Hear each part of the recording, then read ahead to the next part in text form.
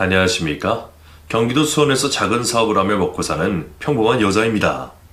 지금이야 평범하다고 절 소개했는데 재작년에 엄청나게 큰 사건을 겪고 나서 한동안 멘탈이 나가 있었어요.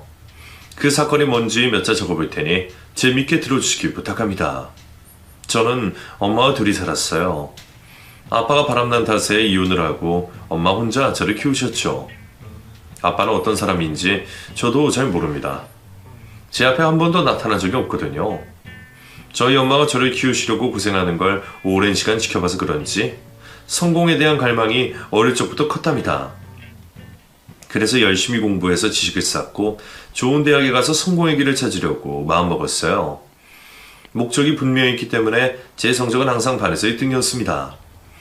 수능까지 우수한 점수를 받아 남들이 쉽게 가지 못하는 명문대에 입학하게 되어 목표에 한 걸음 가까워질 수 있었답니다. 엄마 혼자 등록금을 감당하는 건 힘들고 무리한 일이라 저 역시 알바를 하루에 2탕씩 뛰어가며 대학생활을 했어요. 그렇게 노력하며 살았더니 수석으로 졸업을 하게 되었고 남들이 꿈꾸는 대기업에 취직하게 되었습니다. 인생의 목표가 가난을 벗어나고 엄마와 여유롭게 행복하게 사는 것이었기 때문에 조금만 더 달리면 그 목표가 현실이 될 것 같았죠. 저는 자리도 잡고 약간의 여유가 생겨 남자친구도 사귀고 엄마와 여행을 다니기도 했어요. 이전에는 누리지 못한 걸 아무렇지 않게 누릴 수 있었죠. 하지만 여유를 부리다 보니 모이는 돈은 쥐꼬리만 했고 아직 부족한 삶을 살고 있다는 갈증을 느끼게 되었습니다. 그동안 회사에서 배우고 익힌 걸 기반으로 사업하는 걸 목표로 만들었어요. 지금까지 제 자신이 잘해왔고 꿈을 이루었기 때문에 이번에도 죽기 살기로 노력하다 보면 달콤한 성공을 할 수 있으리라 믿었죠. 32살에 대기업을 다니며 벌었던 돈과 퇴직금, 그리고 큰 마음 먹고 받은 대출금까지 더해 사업장을 꾸렸습니다. 아이템은 특별한 건 아니었고 마케팅 전문 회사를 차렸어요. 제가 회사에서 늘 하던 거라 독립해서도 잘할 수 있을 것 같아 결정한 거죠. 처음 2명의 직원과 시작하게 되었는데 일을 맡겨준 거래처에서 큰 만족을 하셨는지 입소문이 빠르고 멀리 전해졌고 덕분에 바쁘게 일하며 성공의 길을 들어서게 되었습니다. 그렇게 한 2년 동안 밥 먹고 일만 하다 보니 어느새 직원들은 10명으로 늘어 있었고 법인 사업체가 되어 있었답니다. 또 매달 큰 매출을 달성해서 이대로만 간다면 돈 걱정 없이 살 수 있을 것 같았어요. 그래서 엄마를 자유롭게 고생해서 해방시켜 드리려고 아파트 한 채와 노후 자금을 선물로 드렸답니다. 이제야 제대로 가난에서 벗어난 것 같아 무척이나 기뻤죠. 바쁜 마음은 슬슬 여유롭게 변해갔어요. 그래도 긴장을 늦추고 싶지 않아 성공한 사업가나 기업가의 강의를 들으려고 매주 주말에 반납했답니다. 그런 강의를 들으러 다니다 보니 마주치는 사람들이 다시 만나게 되는 경우가 가끔 있었어요. 저처럼 사업을 운영하거나 사업을 기획하고 있는 사람들이었죠. 그중 한 남자가 유독 많이 마주쳐서 인사를 하고 지내는 사이가 되었습니다. 5번쯤 마주치게 되자 서로의 명함을 주고받게 되었고 6번째는 사업 이야기를 할 겸 해서 같이 식사도 하게 되었어요. 그런데 대화를 나누다 보니 잘 통하는 것 같았고 자주 만나면 좋겠다는 생각이 들었습니다. 저만 그런 게 아니라 그 남자 역시 절 만나는 게 유쾌하고 좋다고 하더군요. 그래서 자연스러운 만남은 계속되었고 어느새 저희는 애인 사이가 되어 있었습니다. 그이와 저는 비슷한 매출을 올리는 사업가였고 집안 배경이 가난했던 것까지 닮은 적이 무척 많았어요. 그래서 급속도로 가까워진 거죠. 일과 사랑, 2마리 토끼를 잡으며 열심히 살아가다 보니 시간은 순식간에 지나가 제 나이가 35살이 되었습니다. 그이와 결혼을 하기 진작부터 이야기를 하고 있었는데 이젠 때가 되었다며 더는 미루지 않기로 하고 가장 바쁠 때 결혼식을 올리며 100년 가약을 맺었습니다. 남편 부모님이 수년 전에 돌아가셔서 저에겐 시댁이 없었어요. 그래서 그이와 함께 효도할 대상은 저희 엄마뿐이었습니다. 분기별로 엄마를 모시고 셋이 여행을 떠난 만큼 가깝게 지냈어요. 남편은 어릴 적 어머니를 잃게 되어 그런지 친정엄마를 친엄마처럼 따랐습니다. 호칭을 어머님이나 장모님이라고 하지 않고 엄마라고 부르면서 말이죠. 엄마, 다음 주에 뭐 하세요? 우리 간만에 참치회 먹으러 갈까요? 아들아, 나한테 너무 많은 돈을 쓰는 거 아니냐? 매달 용돈도 챙겨주고 여행도 데려가주고 허구한 날 비싼 음식을 사주니까 미안해 죽겠다. 정작 이 엄마는 아들한테 해준 게 거의 없는데 말이야.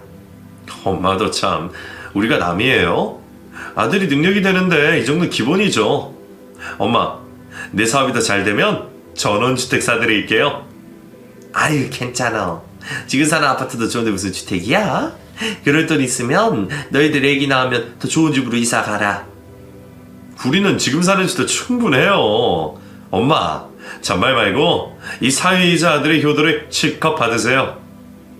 그렇게 그이는 저 엄마한테 지극정성으로 잘했습니다. 이런 완벽한 남편과 결혼했으니 얼마나 좋았겠어요. 하루에도 12번씩 남편 생각을 하며 사랑과 감사를 매번 느꼈답니다. 2세 계획을 세우긴 했는데 잘 되진 않았어요. 병원에서는 조금 더 지켜보고 안 되면 인공수정을 해보자고 권유했습니다.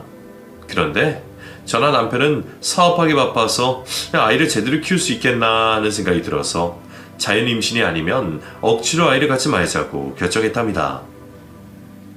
여보, 내가 임신을 못해서 괜히 미안하네? 그게 무슨 소리야.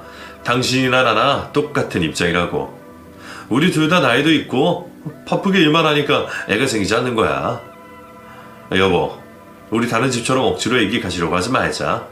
아이가 없으면 없는 대로 우리끼리 재밌게 살면 되잖아. 정말이야? 당신 애기 엄청 좋아하잖아. 맨날 길거리에 지나가는 꼬맹이들 보면 아빠 미소리 짓곤 하잖아. 그거야 귀여우니까 그렇지. 그런데 아빠가 되는 것과 애를 키우는 건 전혀 다른 문제야. 여보, 심각하게 생각하지 말자. 난 당신만 있으면 된다고. 당신이 그렇게 말해주니까 고맙네. 알았어. 그럼 앞으로 임신에 대한 대화는 안 하는 거다? 저라는 사람을 귀하게 여기고 존중해주는 남편 덕분에 스트레스를 거의 받지 않고 일상을 보냈어요. 남편과 저는 아무 문제 없이 행복하게 잘 살고 있었죠. 그런데 어느 날 뉴스에서 끔찍한 뉴스가 나오더군요. 코로나가 시작되었다는 소식이 전해졌는데 며칠 뒤 국민들에게 여러 가지 규정을 내리더군요.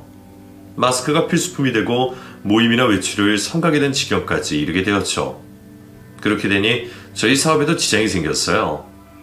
저는 마케팅이 주 업무인데 코로나 시국에 누가 홍보를 맡기겠어요. 매출은 하루아침에 절반으로 떨어졌고 몇 달 뒤에는 거래처가 전멸하고 말았답니다. 남편의 사업도 다르지 않았어요. 저희는 어떻게든 버텨보려고 부도를 막으려고 모아둔 돈을 몽땅 사업체에 쏟아부었습니다. 그곳으로도 모자라 각자 대출을 받아 회사를 살리려고 애썼답니다. 하지만 코로나는 쉽게 사라지지 않았고 뉴스에서 많은 사업자들이 망한 소식이 전해졌어요. 저와 남편은 저렇게 되면 우리 인생도 끝난다며 끝까지 발버둥을 쳤습니다. 하지만 저희의 노력은 물거품이 되었고 빚이 너무 많이 늘어나 어쩔 수 없이 사업장 문을 닫아야만 했어요. 승승장구하던 저희의 삶이 180도로 바뀌어버린 거죠. 빚더미에 앉게 된 저희는 스트레스가 너무 심해 잠을 거의 자지 못했는데 그래도 살아가야 했기 때문에 먼저 빚을 갚고 나서 다음 목표를 세우기로 했죠. 저는 코로나 때문에 배달 일이 넘쳐나고 있다는 걸 알게 되어 자전거를 타고 음식 배달을 했고 늦은 밤에는 대리운전을 했답니다.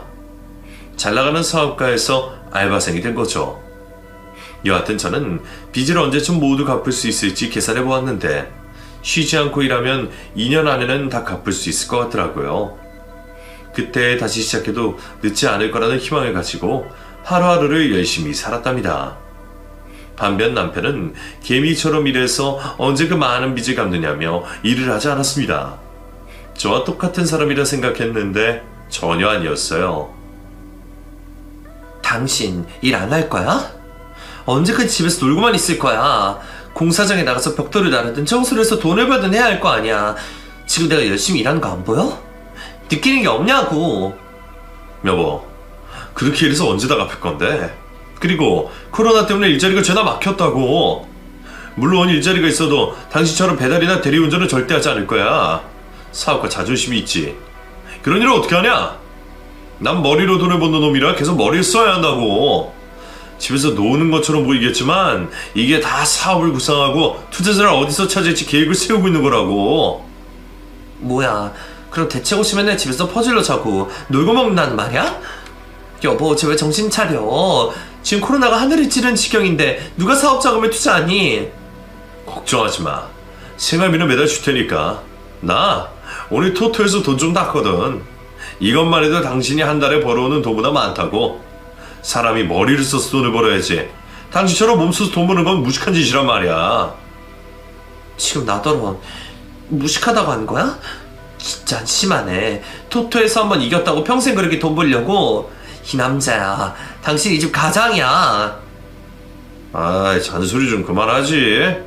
내 빚은 내가 알아서 갚을 테니까 당신은 당신 빚이나 신경 써. 생활비는 어떻게 해서든 줄 테니까 바가지 긁지 말라고.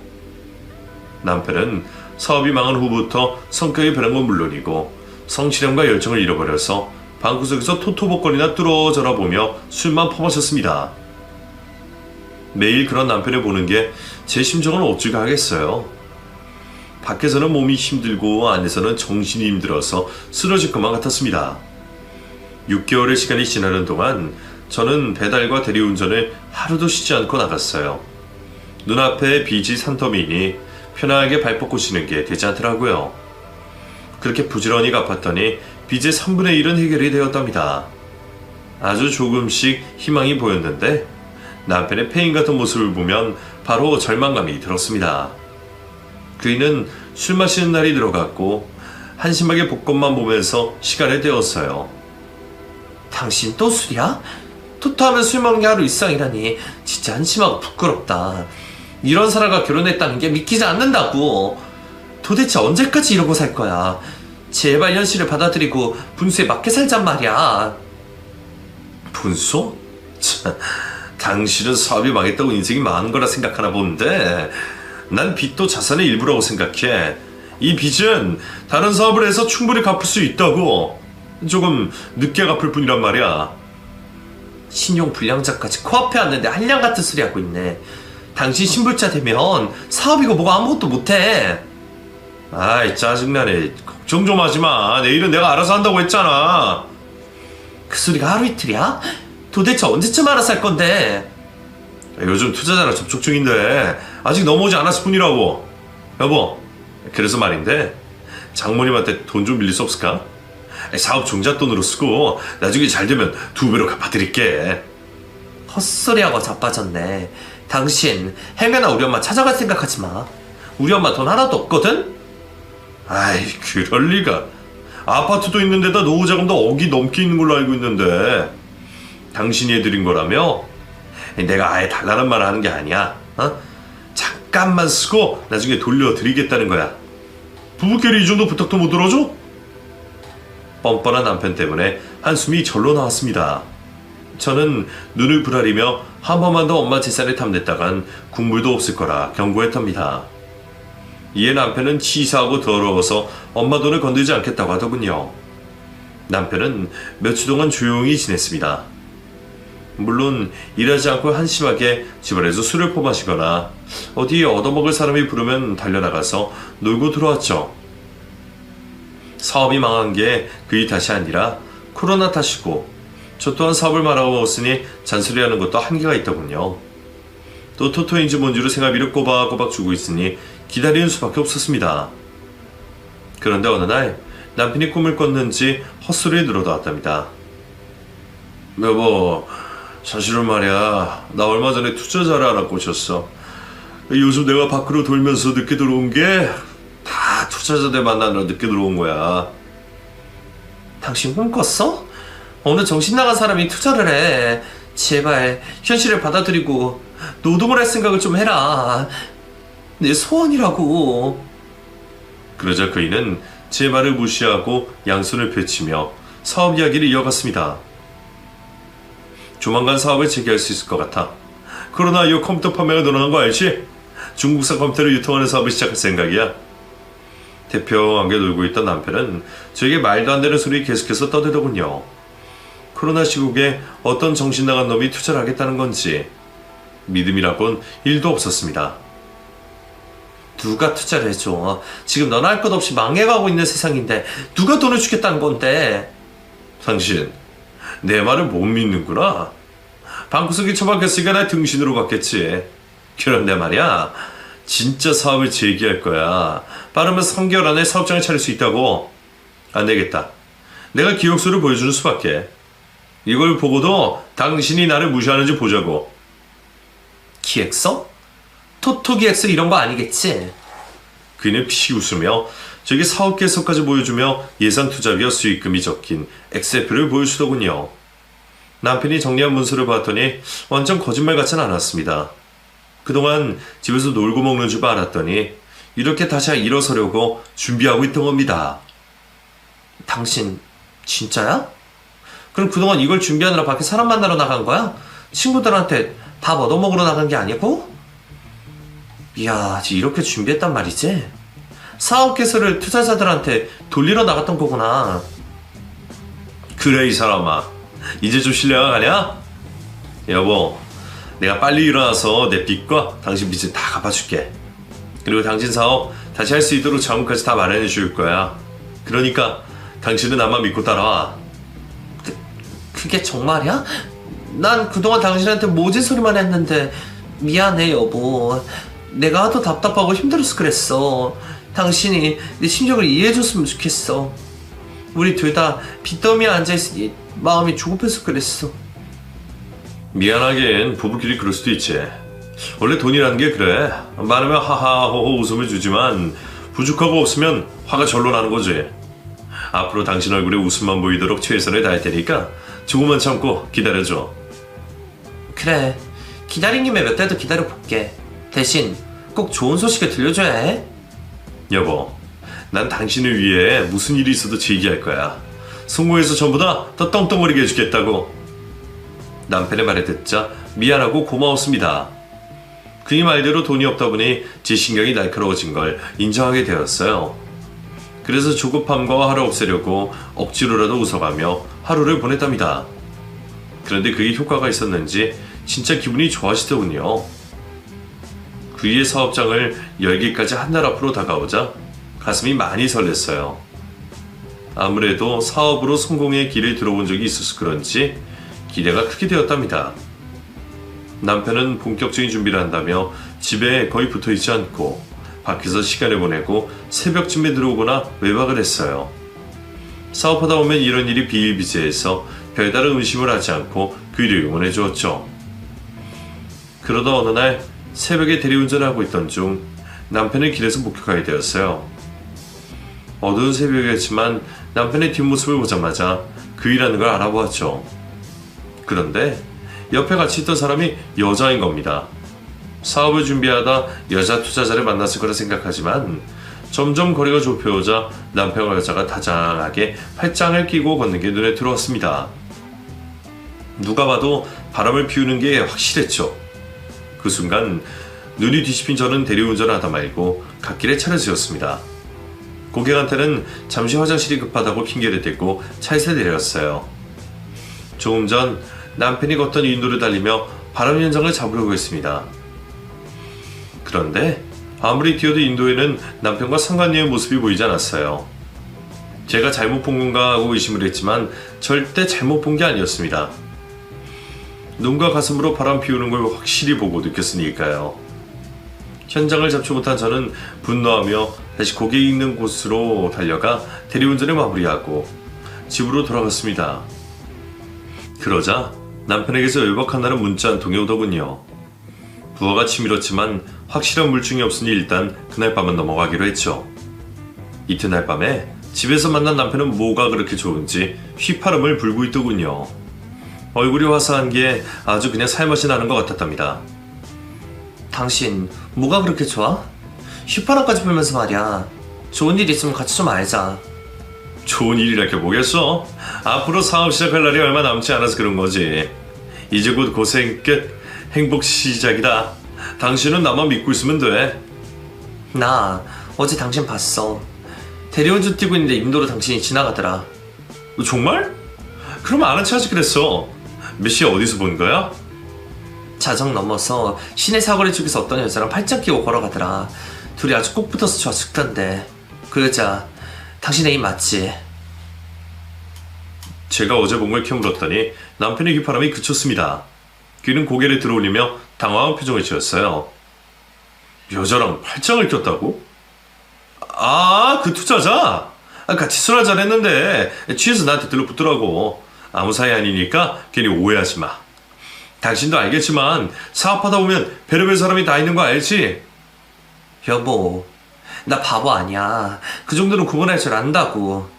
보안이 돈 많은 여자 꽂아서 연애하고 사업까지 할 모양 같은데 어때? 내 말이 맞지? 저는 흥분하지 않고 떠오르듯이 묻고 또 물었습니다.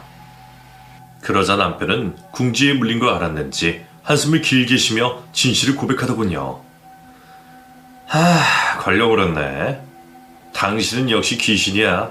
어쩜 그렇게 눈치가 빨라? 하긴 같은 사업하니까 바로 때려 맞췄겠네. 나 바람 피우는 거 맞아.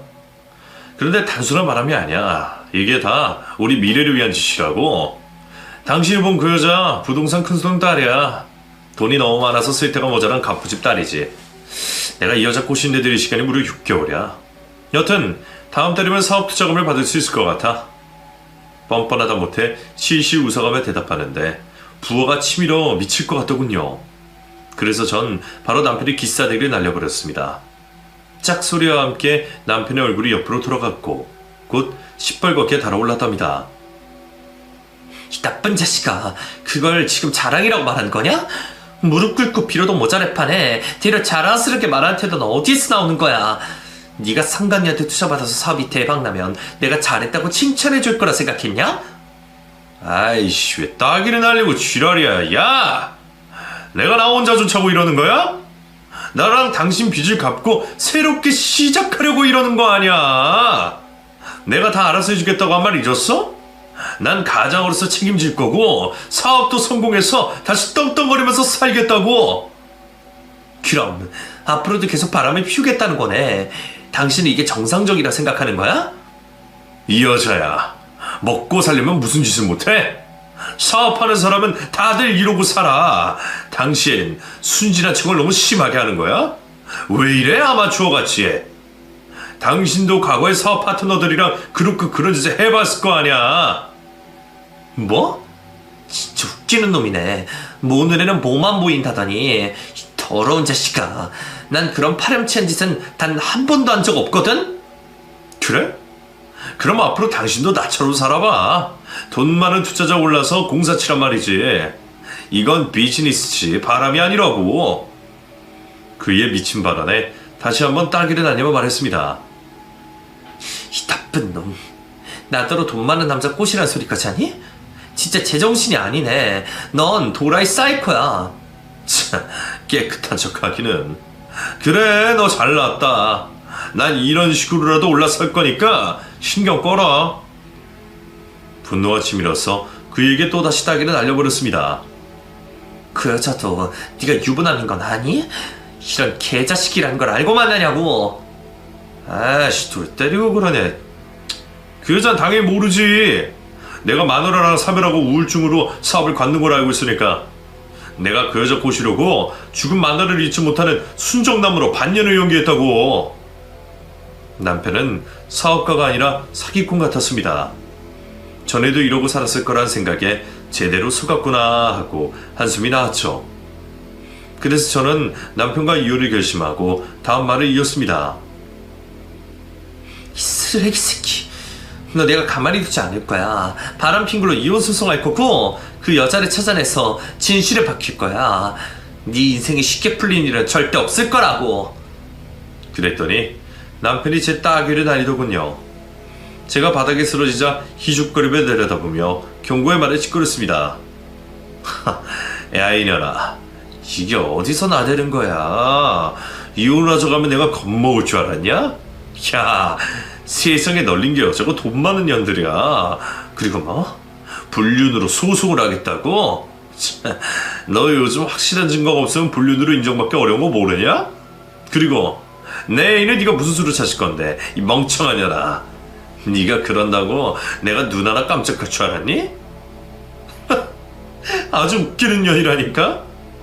인연 밤일을 잘해서 몇 년 더 데리고 살려고 했는데 안 되겠다. 내가 하는 말 잘 들어. 나랑 이혼해서 위주로 챙기고 싶으면 입 닥치고 조용히 있어. 콩고물 빨아먹고 싶으면 아가리 닥치고 나대지 말란 소리야. 안 그러면 네 인생 나락으로 가게 해줄 테니까. 아 진정 조용히 진행하려고 했는데 재수없게 마누라한테 걸려서 신경 쓰이네. 여하튼 너 남은 빚을 하루빨리 갚고 싶으면 함부로 나대지 마. 그리고 남편은 짐을 대충 싸서 집을 나가버리더군요. 여태껏 착하고 성실한 남자가 사는 줄 알았는데 비열하고 야비한 남자가 살았다는 사실에 제 자신이 사무치도록 미웠습니다. 저는 가만히 있을 수가 없어 다음날 심부름센터에 가서 남편 뒷조사를 의뢰했답니다. 꽤 많은 돈이 들었지만 빚을 갚는 것보다 그 인간이 원하는 대로 이루어지게 하면 화병으로 죽을 것만 같아 이 같은 결정을 했죠. 심부름센터 직원은 남편 뒤를 쫓기 시작했고 며칠 동안 많은 정보를 저에게 가져다 주었습니다. 그런데 제가 예상했던 것보다 남편은 무서운 놈이었습니다. 보름 뒤 상간녀와 결혼식을 한다고 하더군요. 순진한 상간녀는 그이가 진짜 사별하고 우울증으로 사업을 관두고 은둔생활을 하다가 자기를 만나 사랑에 빠지고 다시 일어선 줄 알고 있었답니다. 연기를 얼마나 잘했으면 여자가 그런 드라마 같은 말을 믿게 되었는지 어이가 없고 기가 막혔답니다. 어쨌든 결론적으로 남편은 처음부터 저를 버리고 상간녀와 결혼할 계획이었다는 걸 알게 되자 배신감은 몇 배로 커졌어요. 저는 여러 가지 복수 계획을 세우고 하나씩 진행했습니다. 철저하고 정교하게 말이죠. 2주 뒤 남편이 상간녀와 재혼식을 하는 날이 다가왔습니다. 저는 단정한 옷을 입고 예쁘게 화장도 하고 결혼식장을 찾아갔답니다. 심부름센터 직원의 미행 능력과 조사 능력이 좋아서 이 정도 정보는 식은 죽 먹혔다네요. 호텔 로비를 들어섰더니 식장 앞에 나와 하객들에게 인사를 하고 있는 남편의 모습이 보였습니다. 저는 당장 아는 체하고 엎어버릴까 했지만 아직은 때가 아니어서 분노를 가라앉히고 남편 몰래 예식장 안으로 들어가 자리를 잡고 앉았습니다. 이윽 후 예식이 시작된다는 사회자의 목소리가 들렸고 곧 신랑 입장을 하더군요. 늠름하고 담대하게 걸어 들어오는 모습을 보고 저는 일어서서 박수를 보냈습니다. 야, 멋지다 박지웅. 브라보 박지웅. 후! 나이스 샷 박지웅. 그이는 제 목소리를 듣고 고개를 돌려 저와 눈이 마주치자 표정이 차갑게 얼어붙더군요. 제가 무슨 짓을 할까봐 겁이 났는지 조금 전 담대한 모습은 온데간데 없었죠. 그래도 아무렇지 않게 입장을 끝냈고 다음 사회자의 목소리가 들렸습니다. 신부 입장하는 소리에 피아노 연주가 시작되었고 천장에 달린 조명이 예식장 끄트머리에 비쳤어요. 잠시 후 하얀 드레스를 입은 신부는 보이지 않고 대신 가죽 잠바를 입은 덩치 큰 남자 둘이 입장하기 시작했습니다. 껌을 짝짝 씹어가며 신랑을 향해 걸어갔죠. 남편은 이를 보고 화들짝 놀라 주변을 두리번거렸어요. 지금 일어난 일이 뭔지 누군가에게 묻고 싶었는지 당황한 기색이 역력했죠. 이윽 후 저와 다시 눈이 마주친 남편은 시선을 고정하더니 입모양으로 이게 뭐하는 짓이야 하고 묻더군요. 그래서 전 다시 박수를 치며 일어섰습니다. 멋지다 박지웅. 브라보 박지웅. 오늘 네 인생 망하는 날이다. 흐흐. 지금 무슨 짓을 한 거야? 도대체 무슨 일을 꾸민 거냐고! 저는 남편의 물음에 아무 대답도 하지 않고 박수만 쳤습니다. 하객들은 지금 상황을 이해하지 못해 다들 황당한 표정을 짓고 있었죠. 신부 입장을 하고 있던 남자들은 바로 형사들이었습니다. 이게 제가 복수하기 위한 준비한 이벤트였죠. 형사들이 남편 앞에 다다르자 영장을 꺼내 미란다 원칙을 고지했고 주머니에 있던 수갑을 꺼내 남편 손목에 드르륵 소리를 내며 치웠습니다. 이 모든 상황을 진두지휘하는 저는 무대로 올라 주례자에게 양해를 구하고 마이크에 입을 가져다 댔습니다. 잘 들리십니까? 오늘 결혼식에 오신 하객 여러분들 안녕들 하신가요? 지금 제 앞에 있는 신랑 박지웅이 왜 이런 꼴에 당하시는지 궁금하셨죠? 이걸 어디서부터 이야기해야 하나? 그냥 처음부터 이야기하도록 하겠습니다. 저와 박지웅은 현재 혼인 상태입니다. 이 자식이 저랑 사별하고 오늘 재혼하는 걸로 되어 있었는데 새빨간 거짓말이었습니다. 박지웅은 오늘의 신부인 김지현 씨에게 사업 자금을 뜯어내려고 사기를 친 겁니다. 결혼 생활을 진짜 하려는 건지는 저도 잘 모르겠지만 사기친 건 확실합니다. 그 모든 걸 알게 된 저는 오늘의 신부이자 저한테는 상간녀가 되는 김지현 씨를 오늘 아침에 찾아갔어요. 박지웅의 진심이 든 녹음본을 가지고 말이죠. 자, 이거 함께 들어보실래요? 저는 핸드폰을 꺼내 남편이 제 따귀를 날리며 부잣집 여자를 꼬셔 제 얘기한다는 것과 사별남이라고 사기치고 있다는 음성을 마이크에 틀었습니다. 잠시 후 하객들은 화가 심하게 났는지 다들 자리에서 일어났어요. 그리고는 테이블에 올려져 있던 식사를 던지기 시작했습니다. 저는 마이크에 대고 말을 이어나갔습니다. 여러분, 매질하면서 들으세요. 이 자식은 저만 기만한 게 아니라 오늘의 주인공인 신부에게 사기를 친 나쁜 놈입니다. 이런 놈이 무사하게 걸어나가길 원하십니까? 아주 그냥 반쯤 죽여놓자고요. 여러분의 도움이 필요합니다. 아주 잘하시고 계십니다. 모두 파이팅! 비싼 스테이크가 공중을 날아들면서 남편 얼굴에 거의 다 명중했답니다. 형사들이 말리려고 했지만 하객들의 분노를 잠재울 수 없어 남편만 남겨두고 무대 아래로 뛰어내렸어요. 그러자 더 흥분한 하객들은 손에 잡히는 건 뭐든지 다 던졌습니다. 가방, 지갑, 심지어 신고 있던 구두를 사정없이 던져버렸죠. 남편이 아무리 피하려고 해도 던지는 양이 너무 많아 포기하고 몸을 둥글게 말아 엎드렸습니다. 삽시간에 난장판이 되어버렸죠. 하객들은 집어던질 게 더 없어지자 2차로 쌍욕을 마구마구 퍼부었습니다. 쓰레기 같은 사기꾼, 멀쩡한 아내를 죽었다고 거짓말하는 사이코, 순진한 신부를 꽂은 사탄의 자식 등등 평생 들어보지 못한 욕을 남편 놈에게 실컷 쏟아부었답니다. 이윽고 저에게 상간녀인 신부가 추리닝 바람으로 신부 입장을 하더군요. 그런데 양손에 몽둥이가 들려 있었습니다. 마늘 바에테 쓰는 작은 절구 방망이를 말이죠. 남편 앞에 다다르자 몸을 웅크리고 있는 그 일을 절구 방망이로 사정없이 내려쳤습니다. 이 쓰레기야, 감히 유부남 주제에 멀쩡한 처녀를 꼬셔? 그리고 그게 다 돈 때문이었다고? 이 개보다 못한 짐승 새끼야. 그러고도 무사할 줄 알았니?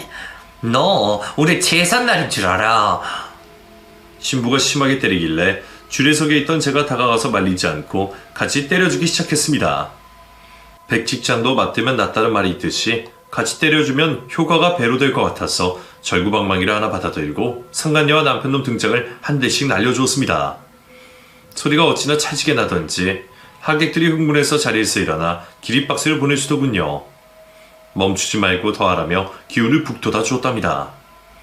남편놈을 두 다리도 걷지 못할 정도로 흠씬 두들겨 팼더니 밑에 있는 형사들이 안 되겠다 싶었는지 뛰어 올라와 저와 상간녀를 말렸습니다. 일이 더 커지기 전에 여기서 멈추는 게 좋겠다고 조언을 해줘서 저와 상간녀는 이 정도로 만족하고 절구방망이를 집어 던졌습니다. 형사들은 남편에게 쇠고랑을 치우고 입장한 무대를 거꾸로 걸어나가 퇴장했습니다. 그리고 상간녀와 저는 하이파이브를 하며 무대에서 내려왔답니다. 상간녀는 거친 숨을 몰아쉬며 깔깔거리며 웃었어요. 아, 오늘 제대로 몸을 풀었네요. 제 자식이 저한테 사기친 거 알려주셔서 진심으로 감사해요. 오늘 아침에 제 찾아오시지 않았다면 쓰레기놈과 결혼할 뻔했네요. 저 역시 상간녀에게 깔깔대면서 대답했습니다. 저도 고맙습니다. 이런 복수의 길을 주셔서. 신부 입장할 때 형사들이 들어오니까 저 자식 표정 변하는 거 보셨죠? 똥 마려운 강아지 마냥 어쩔 줄 몰라 하면서 식은땀을 흘리더라니까요. 오늘 아침에 진서씨가 진실을 알려줘서 다행이었어요. 사기죄로 처녀오려면 돈을 줘야 한다고 조언해줘서 오늘 아침에 급하게 사업자금을 저는 통장에 넣어뒀다니까요. 네, 그래서 오늘 형사들이 체포할 수 있었던 거죠. 저 자식 사기죄가 다가 아니에요. 제가 조사해보니까 스포츠 도박을 밥 먹듯이 했더라고요. 상습 도박죄까지 추가돼서 꽤 오랜 시간을 감옥에서 보내야 할 겁니다. 정말 대단해요. 이래서 여자가 안에 보면 무섭다고 하는 거군요. 저와 상간녀는 다시 한번 하이파이브를 하고 결혼식장에서 나왔습니다. 경찰서에 같이 가서 피해 조사를 쓰게 되었고 남편이 저지른 범죄에 대한 증언을 했어요. 그리고 경찰서에서 나와 같이 길을 걷다가 헤어질 때가 되었습니다. 제가 먼저 상간녀에게 손을 내밀며 악수를 청했습니다. 지연 씨가 저랑 동갑인 걸 알고 있어요. 좋은 곳에서 만났더라면 좋은 인연이 되었을 텐데 아쉽네요. 저는 이만 가볼게요, 지연 씨. 그러자 상간녀가 제 손을 잡고 대답했습니다. 이제라도 좋은 인연이 될 수 있지 않을까요? 그러고 보니 진서 씨는 박진웅한테 위자료를 받을 수 있을지 모르겠네요. 무일푼의 감옥살이를 하는데 빨리 받기 힘들겠네요. 그래서 말인데 제가 제안을 하나 할까 합니다. 제가 진서 씨한테 투자를 할 테니 사업을 해보시는 게 어떠세요? 그 말을 듣자 온몸에 짜릿한 소름이 돋았습니다. 솔깃한 제안에 저는 거절하지 못하고 덥석 물어버렸어요. 그게 정말이에요? 저한테 투자한다는 게 진심이냐고요? 네, 진심이에요. 박진웅 그 자식한테 입금한 사업 자금을 며칠 내로 돌려받게 되는데 그 돈을 진서 씨한테 투자할게요. 이제 투자 그만 두시고 다시 사업가로 지내보시죠. 감사합니다. 정말 감사합니다. 염치 없지만 지연 씨 도움을 받겠습니다. 정말 열심히 일해서 다 갚아드릴게요. 꼭 그러지 않아도 돼요. 망하게 되면 재투자해드릴 테니까 마음 놓고 당신의 일을 펼쳐보세요. 그렇게 상간녀가 제 투자자가 되어 하고 있던 배달 일과 대리운전을 그만두고 사무실을 알아보았습니다. 사업 아이템은 전에 하고 있던 마케팅을 이어가기로 했어요. 위드 코로나가 되면서 다시 사업하는데 큰 무리가 없을 것 같아 잘하는 걸 계속하기로 결론을 내었죠. 그리고 얼마 뒤 남편의 재판이 열렸습니다. 사기죄와 상습도박으로 기소가 되어 피의자 신분으로 수의를 입고 있더라고요. 그렇게 보니 남편이 입었던 옷 중에 가장 잘 어울리는 것 같았습니다. 형량은 꽤 무겁게 나왔어요. 사기치는 과정에서 저를 죽은 여자로 둔갑한 걸 괘씸하게 본 판사님이 자비를 베풀지 않았답니다. 그리고 이혼 소송을 하게 되었는데 막대한 위자료를 지급하라고 선고했는데 남편은 돈도 하나도 없는 데다 빚만 가득이었고 일을 할 수 없는 감옥이 있기 때문에 그 돈을 당장 받을 수는 없었습니다. 변호사는 나중에 출소하면 무조건 제 돈을 갚아야 할 거라며 훗날에 받으라고 일러주었답니다. 아쉬워도 어쩌겠어요. 일단 벌을 받고 나중에 위자료를 받아야죠. 그리고 제 사업은 시작과 동시에 대박이 터졌습니다. 저처럼 다시 일어서려는 자영업자들이 늘어나면서 마케팅 의뢰가 물밀듯이 들어온 덕분이었죠. 사람 일이 이렇게도 풀릴 수 있구나 하며 하늘에 감사했고 상간녀이자 투자자인 지연 씨에게 진심으로 감사했습니다. 그런데 지연 씨는 저에게 더 놀라운 제안을 했어요. 그 말을 듣고 나서 제 귀를 의심했답니다. 진서 씨, 혹시 만나는 남자 있으세요? 제가 소개팅 해드릴까요? 그 남자가 진서 씨를 보고 반했다네요. 제 결혼식 때 카리스마 있는 모습이 매우 아름답다고 하면서 말이죠. 그 사람이 바로 제 오빠예요. 네? 오빠분요? 이렇게 만나는 게 좀 그렇지 않나요? 아무래도? 왜요? 상간녀의 오빠랑 만나는 게 막장이라고요? 그런데 저도 아무것도 모르고 속은 거잖아요. 따지고 보면 피해자끼리 뭉치는 거라고요.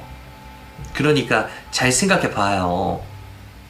저는 이건 아니다 싶어 거절을 했는데 며칠 동안 고민해보니 지연 씨 오빠도 저와 같은 돌싱인데다 법적으로 문제없는 사람들이니 한번 만나보는 것도 괜찮을 것 같더라고요. 그래서 지연 씨에게 연락해 소개팅을 하겠다고 대답했답니다. 며칠 뒤 지연 씨 오빠를 만나게 되었는데 예상대로 멋지고 능력 있는 남자였어요. 사실 저한테는 과분한 남자라서 부담이 조금 되었죠. 그런데 그 남자가 편하게 대해주고 적극적으로 마음을 표현해준 덕분에 저희는 얼마 뒤에 연인이 되었습니다. 그리고 사연을 쓰고 있는 지금 이 순간 제 옆에 있는 남편이 바로 지연 씨 오빠랍니다. 또 태어난 지 8개월 된 딸아이도 곁에 있네요. 사람 인연은 아무도 모르는 거라더니 제 인생이 이렇게 반전에 맞고 말았답니다. 제 사연이 시원하고 짜릿하지 않으셨나요? 배우자가 바람을 피우고 사기까지 친 피해자들이 계신다면 제 이야기로 작은 위로가 되었으면 좋겠네요. 그럼 전 남편과 딸아이와 시간을 보내러 그만 가보겠습니다. 경청해주신 분들께 진심으로 감사드려요. 안녕히 계세요.